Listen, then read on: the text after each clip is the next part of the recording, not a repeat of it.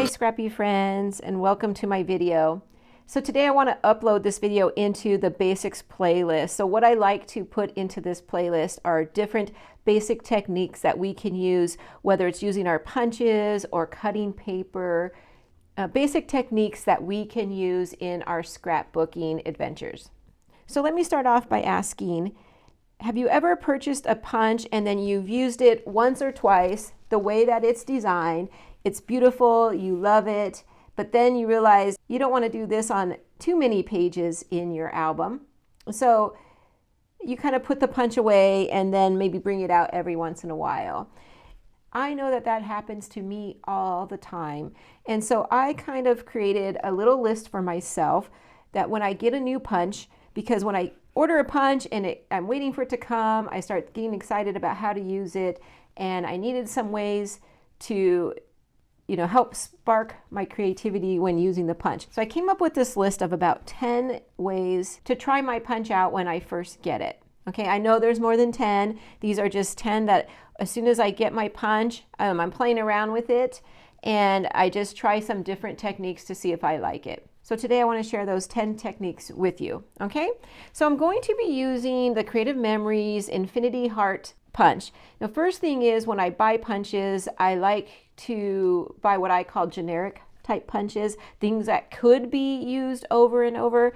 This one has a little bit of a heart design running through it. This is what I would call a generic punch. It's a chain punch, so the border strip punches out in a row. It doesn't need to be cut off from the paper, but the techniques I want to show today should be able to be used on any of the punches. You just need to try it out. And then maybe in another video we can look specifically at edge type punches where the punch stays attached to the paper itself. So let's go ahead and jump on in.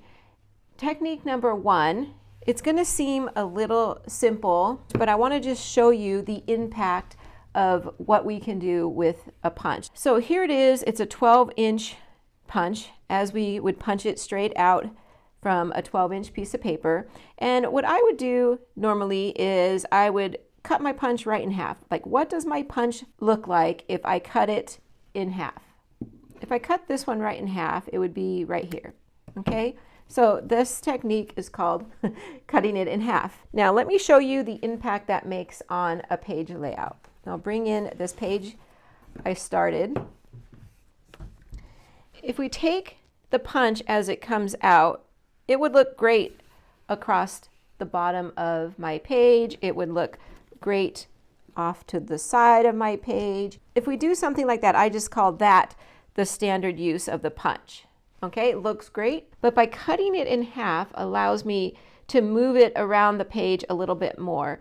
So watch when I tuck it behind the photo and I'm only showing about half of that. To me, that just added a little bit more dramatic impact to my page overall. And that's it. I'm just cutting it in half and using a piece of it here or there on our layout. You can use it to frame out an area if you wanted to. You could bring the other half in on the other side, maybe underneath this border, and then trimming it. So just by cutting it in half and moving it around the page really adds a dramatic impact to the page. Super simple. Okay, let me clean this up and I'll be back with number two. So number one kind of rolls right into number two. So number one, we cut it in half. Number two, we're going to take our strip and we're going to cut it into individual sections. So if you see here, the punch, this part on the top, that's what I would consider one section of the punch. So what I would do is I would just cut it into sections. Okay, so from one 12-inch of this punch, we're going to get 5 different pieces. And then from there we can trim it even further, because if you see right here, I can trim off some and I'd have this cute little arrow. Let me show you.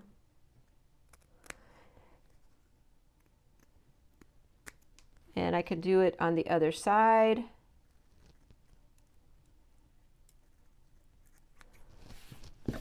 And then it's going to give this cute little kind of pointy arrow at the end of the sections that we've cut off. Okay, so depending on which punch you're using, cut it into different pieces, different sections, and do some trimming if you need to.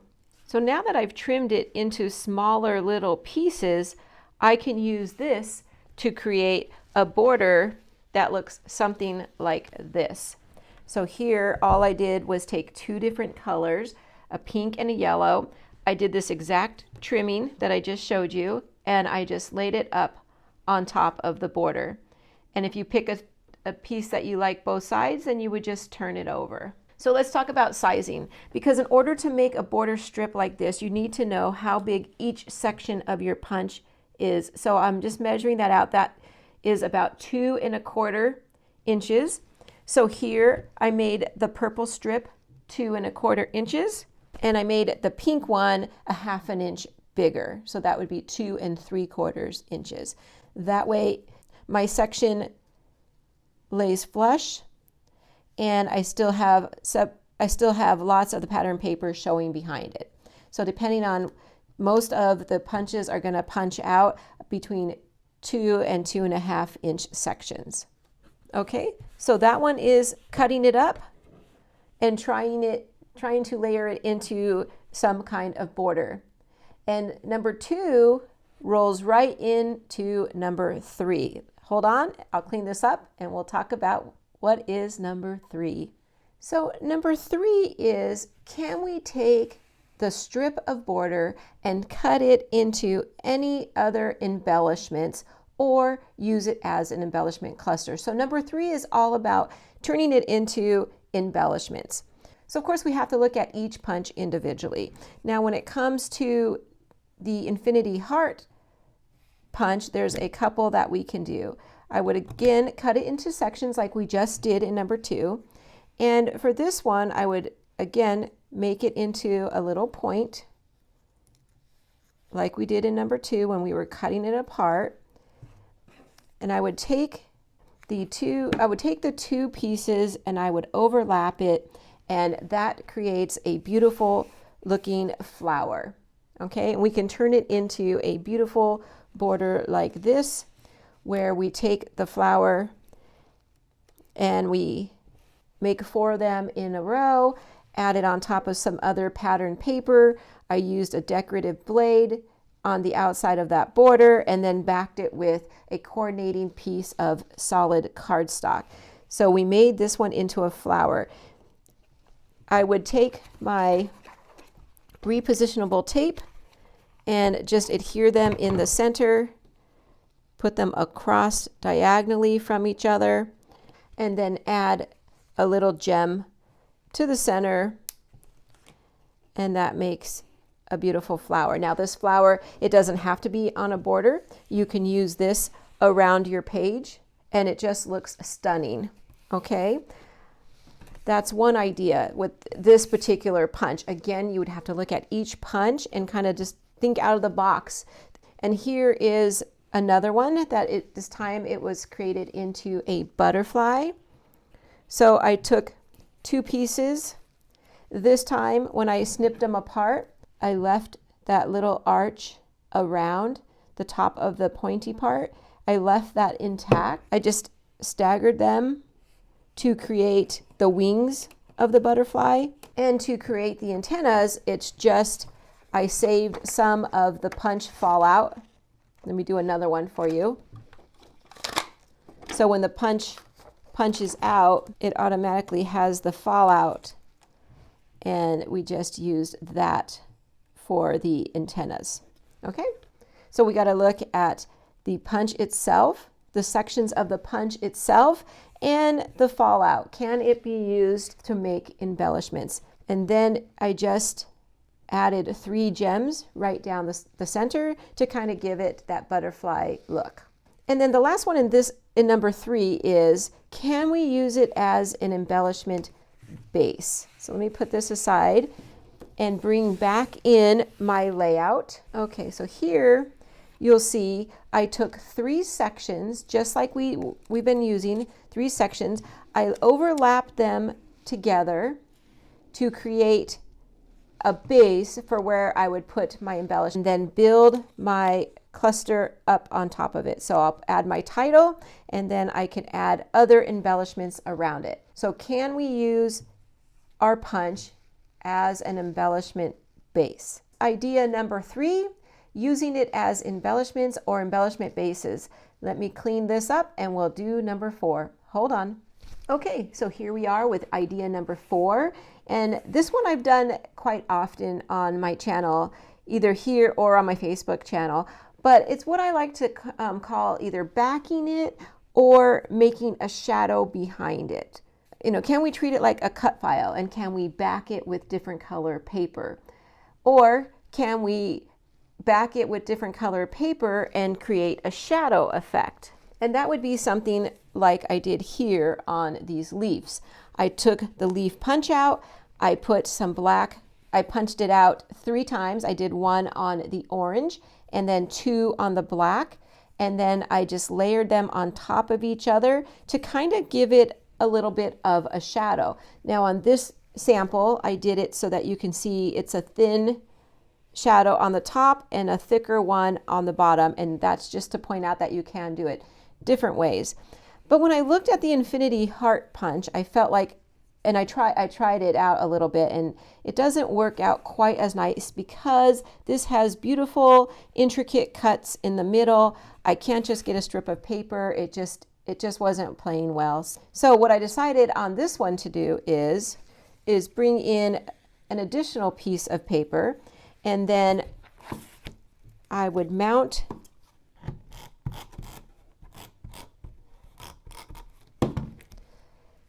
this border on the piece of paper, and this can be any width. I just want to make sure I have room to cut out around it. So since I can't layer different pieces of paper on, it just wasn't working right. I thought this technique was very easy and very useful for this border. So again, we just have to look at our border. So what I'm going to do now is I'm going to hand trim all the way across, and this one is really easy. You just want to keep your distance the same as you're cutting along the outside. Okay, there you go. Isn't that beautiful? I love this technique. And you can either put it, if it's a short piece of paper, you can put it right up against the side like that. The bottom, you can leave, if this was a bigger piece of paper, you can put it at the very top and then have all this area down here for your photos. But what I'm going to do with mine is I'm going to trim off the other side as well. Again, keeping about the same distance.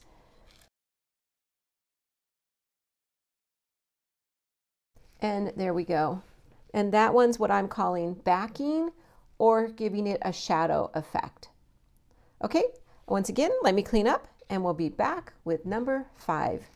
So number 5 is there anything we can do with multiple color pieces of paper? Maybe we have scraps we want to use up. So here you can see we have, this one is 2-sided. We have the lighter blue on one side and the darker blue on the opposite side. So here's my dark blue. Let's go ahead and punch out a border for this example.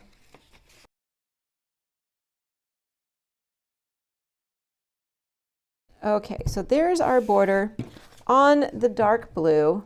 Now, what can we do with the light blue? Can we layer it up? And so we just took a light blue one and we cut it apart, and then we just staggered every other color. Another fun thing that you can do with this Infinity Heart Punch, and again, it would be completely different on different punches, but inside the center, we can cut out the actual heart part of the punch, and that gives us this little heart, but let me trim it a little bit nicer. There we go. And we can just go back and we can add a light blue heart throughout our whole border. So this one's a little bit more time consuming because we would have to trim and cut, but it would definitely change up the look of our border. Okay, so these are really close in color. So let me show you what it would look like with something completely a different color. Okay, so I think it will stand out on screen a lot more. In person, it looks good. You can see a difference. So you see how that stands out, and it's just simply beautiful. And you can do all the hearts like that. That's gorgeous. You can also use this piece that we just cut out. Also makes a nice different use for the punch. This one's just a little bonus. I wasn't thinking of doing this one, but it's laying right here, and so it's like you have to kind of look at what's left before you throw out your scraps, right? And we can chain those all up together. Let's try another one real quick, and we can make a chain with that as well. Okay, so the point on this one was we want to see, are there any uses that we can bring in multiple colors and use our border, cut our border up, and then replace parts of it with different colors. This one is probably one of my personal favorites with the infinity punch, because I just think it adds just more texture and more depth to our beautiful layouts. Okay, let me clean all this up and we'll be back with number 6. Okay, so we are halfway through our techniques and ideas for using our punches. I hope that you're enjoying this. I know a lot of these are very familiar, but remember, this is just meant to be as a resource, so we can come back to this video and kind of refresh when we get a new punch added to our collection. Okay, so if you're liking this video, I hope that you take a moment to click that like button. I really appreciate it every single time that you do that. It does really help to spread my content throughout YouTube. What is number 6? This is another technique I have done over and over on my channel and in my own personal scrapbooks, and that is, can we make a photo mat out of the punch and or a journaling card? I do this so often. I love this technique. It's super fun. I just love this technique because it can kind of bring cohesiveness to your layout. So if you use this on one side of your layout, you can maybe make a journaling box or a photo mat for the other side. Okay, so how would we do this? Well, with the photo mat, this photo was 3.5 inches wide by 5 inches tall. I cut a piece of paper 3 3/4 inches wide by 6 3/4 inches wide. So I added a whole 1 3/4 to the length of my paper. That gave me plenty of room to cut the cutout at the top, and gave me a small margin around the side. So you really have to know the size of your photo that you're using, and just maybe even make it another 2 inches taller, and then you can trim it off at the bottom if you need to after you make the punch. Okay, because then if not, you have to kind of know how wide is your punch and how much spacing you do. Okay, so the same with the journaling box. I knew how big I wanted to make my journaling box. So in this case, my block is a 2 3/4 inch square. So I cut the paper into a 3-inch square. So I have that 1/4 inch around, and then I started with a 4.5 inch piece of paper. Okay, so let's try this out. Here I have a piece of paper that is 3 inches wide and 4.5 inches tall, and I want to use a 2 3/4 inch square journaling box. So what I would do is I will take my punch, and in this case I'm going to use it as a standalone punch. This paper was 3 inches, and in our earlier we said this is about a 2.5 inch, so I wanted specifically to have an overhang. I slide the paper in, I make sure that it's centered as best as I could, and then we punch. Especially we like to turn this one upside down so that it doesn't get tangled up. And it created a piece that looks like this. So I do have to do some trimming. And all I did was make, you can either cut it straight across if you wanted to, have a more square look. And then I just cut off the little triangle in the middle that was left behind. And there you go. This one I have a little more square look. This one I just rounded the corners with my scissors. And then let's pop that off. And we'll see that our 2 3/4 inch square and now created a beautiful journaling box that would just add just a little bit of extra pizzazz to our layouts. Okay, so that technique is number 6. It's making a photo mat and or journaling box. Let me put this away and we'll go on to number 7. Okay, for number 7, I brought in my 12-inch trimmer. And before I go on to number 7, I want to take this opportunity to say that, you know, these are not any of my original ideas. I did just learn this probably from other advisors or people on YouTube. So I cannot take credit for all these different ideas. I do just gather up my ideas, but this is the list that I just created to help myself when I get a new punch. What are some of the unique things that we can do with it? Okay, so the next one is what I like to call like a double wide or a side by side. So for this technique, I need to bring in some scrap paper, and I'm going to cut a 1/2 inch piece, a 1/2 inch strip from the scrap paper. Then we'll take that 1/2 inch strip and we're going to put a little bit of repositionable tape on the end of it, and we're going to slide this into our punch and place it toward the back of the punch. Okay, this is going to be called a waist strip. And there we go. Then I'm going to take my pattern paper and my 12-inch trimmer. I'm going to change the blade, take out the blade, the straight blade, and put in my scoring blade.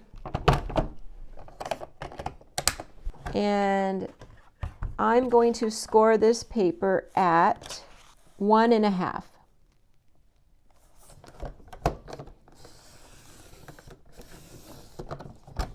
Okay, put my 12-inch trimmer aside, and I'm going to fold this paper. Now I'm going to take the paper and I'm going to punch out a 12-inch strip. Now when I slide it in, I'm going to measure to the black line in the front, but when I push it to the back, I'm only going to push it up to the waist strip in the back of the punch. Okay, and I'm going to go ahead and punch it out as normal. It's going to be a little bit harder to punch down because we're going through 2 pieces now. And I'm going to slide it, and I'm going to line up the design on the other side of the punch just like we always do, and then line it up to that waist strip in the back.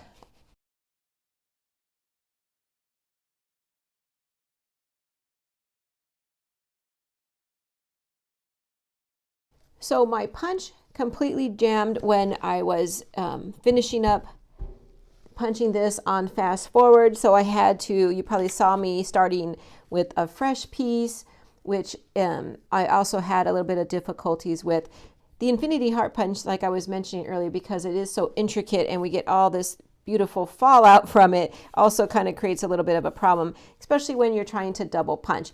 But this idea of this is just to show you the technique. So I folded it in half and we punched it along following the waist strip. But when you open it, you get what I like to call the double wide or side by side. And it will look something like that. Now, because of my difficulties in punching, I did layer up 2 right here, so you'll see that that one's a little bit darker. Probably I would, if I was going to use this, I would just place an embellishment right there. Okay, so beautiful, beautiful idea. It's just this punch did give me a little bit of trouble, but other punches, it should work it should work out just fine. Okay, so let me see if I can flatten that out a little bit more for you so you can see what it looks like. There we go. Super beautiful.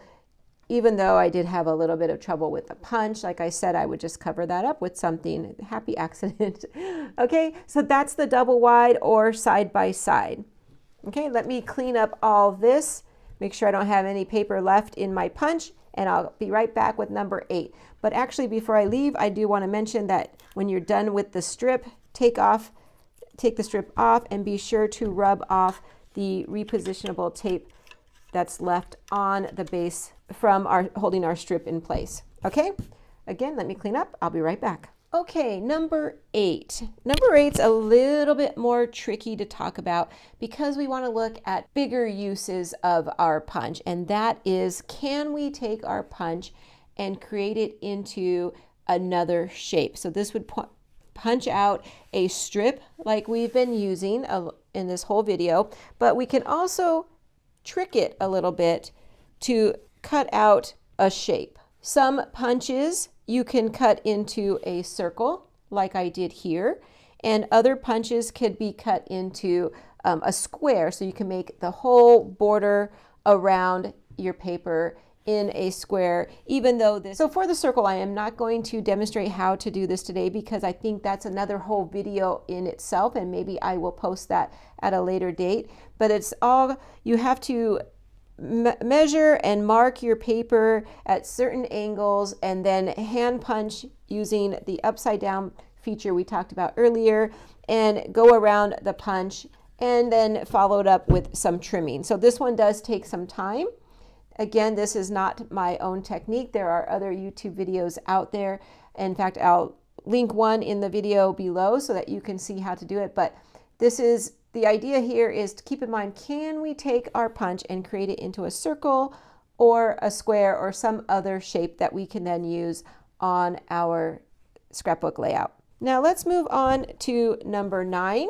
Okay, so we're winding down and we're at number 9. And number 9 is, can we combine our punch, so in this case our infinity heart, can we combine it with any other punches? So let's see. Here's an example of what I'm talking about. So here I've taken the infinity heart punch and I've paired it together with the weaving wave punch. So can we link them together and create a different style border? Okay, so this is one example. What we would do is we would punch out one from one side and then move it to the other and punch it out on the other side. So let me demonstrate that. But instead of using the weaving waves, because we can see how that one turns out, let me bring in the heart to heart punch. So I'll take my infinity heart punch and then any pattern paper or paper that you're going to use, and I'm going to line it up to the black line, punch it out, bring in our heart to heart punch,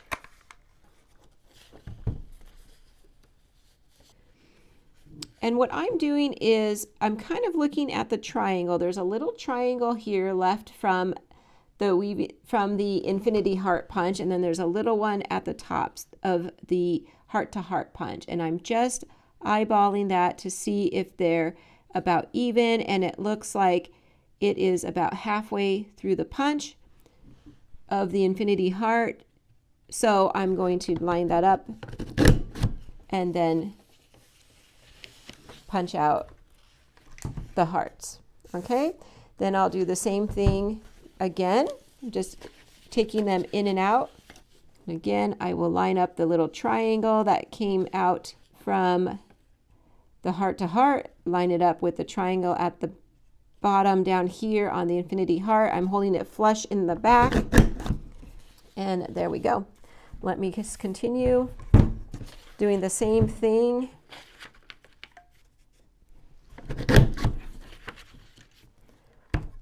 One more.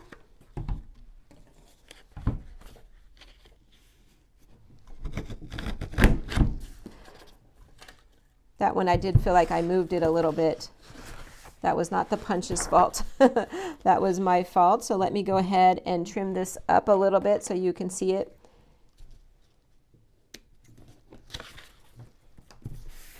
Okay, and there we go.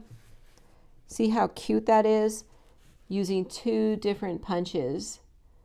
And a lot of our punches could be intermingled like that. I just randomly picked these two because that one I knew it looked very similar, but the hearts, I just thought it would be cute since this is a heart to put in the other hearts as well into our border. So love that idea. It's simple, but yet comes out absolutely beautiful. Okay, so let me clean this up and we'll move on to the final one, number 10.